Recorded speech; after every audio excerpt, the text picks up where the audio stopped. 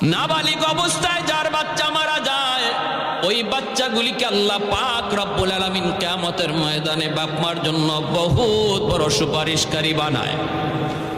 বাচ্চাগুলি আল্লাহর কাছে ডাক দেয়া কয়, মালিক, ও মালিক, তুমি আমারে দুনিয়াতে পাঠাইছো, পাঠানোর সময় আমার মা কত কষ্ট করছেন, জান বের হয়ে যায় অবস্থা।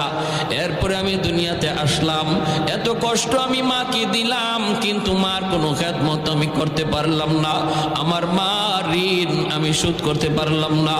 আল্লাহ, আজ যদি তুমি আমাকে জান্নাতে দিতে চাও, আমার মা বাবা সারা জান্নাতে যাইবো না, হয় আমারে বাপ মার সাথে জাহান্নামে দিয়ে দাও, হয় আমাকে আমার বাপ মার সাথে জাহান্নামে দিয়ে দাও।